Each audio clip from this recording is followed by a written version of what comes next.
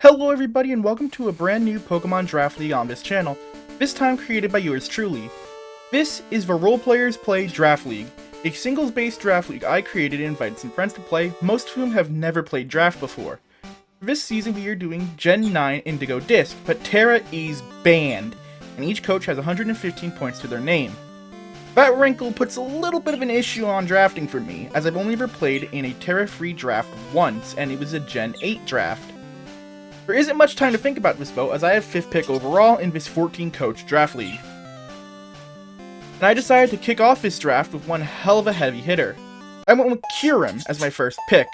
Sporting 130 in both offensive stats, great bulk with 125 HP, and 90 in both defenses, Kyurem is able to threaten my opponents with Strong Dragon and Ice Stab, whether that be free choice spec sets, or D-Dance Icicle Spear. But no Kyurem is complete without its partner in crime, and in round 2 I picked up Galarian Slowking. Slowking provides this team with a lot of defensive utility beyond just supporting Kyurem. Being a grounded poison, Slowking is able to remove toxic spikes on switch-in, as well as absorbing any toxic attempts my opponent might try to use to put a timer on my offensive threats.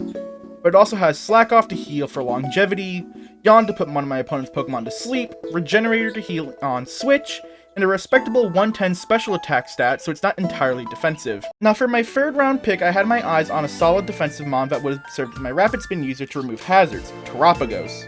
Unfortunately for me, Terapagos was sniped, which actually changed quite a bit of my draft. See, Terapagos was 18 points, so it being taken means I could actually afford to put more points into other areas where I think I couldn't. So for round 3, I chose Zapdos. While Zapdos is not much of a defensive Pokemon these days, base 90 HP, 85 defense, and 90 special defense is still solid, and given its base 125 special attack, I'm easily able to invest in its defenses without sacrificing damage output. Zapdos also provides Static, a way of punishing physical attackers, Volt Switch for pivoting, and thanks to Chilly's reception on Glowking, can achieve the coveted Bolt Beam coverage option through the use of Ice-type Weather Ball. One of the things most important you can have in a draft team is access to Stealth Rocks. At the same time, I want access to a Water-type Pokemon to threaten ground types that have been looking to check Zapdos and Glowking. Luckily for me, there's a fairly cheap Pokemon that gives me access to both. My 4th round pick was Swampert. The days of Gen 3 OU are long gone, but Swampert still provides the team with excellent utility in its access to Stealth Rocks and Knockoff, can take hits fairly easily, and fire off Stab Earthquake, as well as providing pivoting with Flip Turn. Swampert might have a quad weakness to Grass, but so far everything on my team resists Grass, so finding a switch-in for Swampert would probably be no issue. As for my 5th round pick, I wanted to take something a bit more offensive.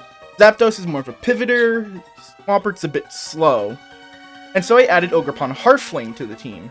Sporting 120 attack and 110 speed, Ogerpon is currently the fastest Pokemon on my team, and with its Grass Fire typing is able to threaten quite a number of defensive threats. Now this does mean that my Fire Water Grass Core is not defensive in nature, as Swampert does not resist water, and neither does Ogerpon, which also doesn't resist fire. However, I think I'm fine with this trade-off, as I do want to have my team be a little more offensive aside from just Kyurem. Now we're heading into the 6th round, and you might have noticed an issue with my team. Since I gotten sniped on Terapagos in round 3, I have no hazard removal. And hazard removal is something you need in draft, or else you're going to be forced to run heavy-duty boots on all your mons. Waiting this long into a draft to grab hazard removal is insanely risky, as all the good ones tend to go really early. Luckily for me, there's still a decent one hanging around in the lower point values, Cyclizar. Now, we might have Shedtail banned in this league, which means we can't be passing any substitutes around. But Cyclizar's 121 base speed paired with Regenerator makes it an excellent rapid spinner for this team and is still able to pivot thanks to access to U-turn, as well as having fast knockoffs and taunt. Ever since I drafted Kyurem in round 1, I knew I wanted to finish off the fantasy core of Dragon, Fairy, and Steel. While there were still some fairly good Steel and Fairy types still available at this point in the draft, similar to how I drafted Ogerpon Heartflame, I felt my best way was to combine 2 of the types. And so for round 7, I picked up Tinkaton. Tinkaton might not hit that hard with its only base 74 attack, but still provides utility for the team in other ways. For one, it is a great knockoff absorber for this team, as Tink mostly runs Air Balloon but it'll depend on matchups. And thanks to Pickpocket, we'll be able to steal items from my opponent after getting knocked off. Think is also just a better rock sleeve than Swampert, thanks to its base 94 speed with its resistance to 9 types, and it can also be annoying with stuff like Thunder Wave and Encore. I think Tinkaton gets Encore. For round 8, I originally drafted Frostmoth, giving me access to Quiver Dance that could synergize with Chilly Reception from Gloking. However, after the draft ended, I traded it out for Alolan Sandslash. A-Slash might not be a very strong Pokemon due to its poor typing, but it can do some interesting things. Unlike Frostmoth, who would just get a defensive boost from Snow, A-Slash has Slush Rush to double its speed in Snow, while also getting the defensive boost. It also is another Rapid Spinner for the team, who was more likely to click Rapid Spin than Frostmoth was to click Defog. A-Slash is going to be very matchup dependent, as its quad weaknesses in Fire and Fighting are pretty hard to work around, but I'm hoping to bring it at least once. Now, at this point in the draft, I am considering my type matchups rather than team synergies. Looking over this team, there are a few things I'd like more of. For starters, another Dark Resist would be great for another knockoff Absorber, as well as another Fire and Water Resist, so Swampert isn't doing the bulk of the defensive legwork.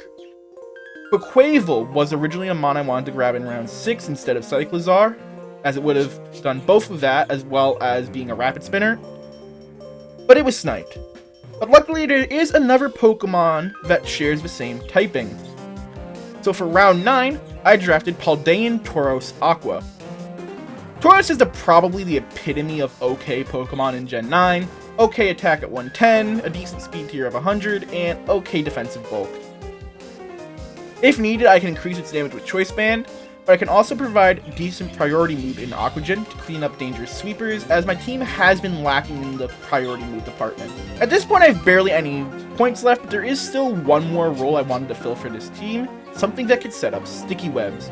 Sticky Webs is an incredibly dangerous move that your opponent needs to prepare for, as if it's on the field, everything switching in will lose 1 stage of speed. And for 1 point, there's still a mon that could fit this role, but unfortunately doesn't do much more. For round 10, I drafted Cutie Fly. At base 84 speed and a Focus Sash, you can get Sticky Webs for my team up if needed, depending on the matchup. You can't do much more beyond that though, but having the threat of Sticky Webs is important when my opponent is prepping for our matchup. Time for round 11, the final round. And for this round, I drafted Quillfish, the normal one. For starters, it's another Fire Water Resist, but also has some other utility.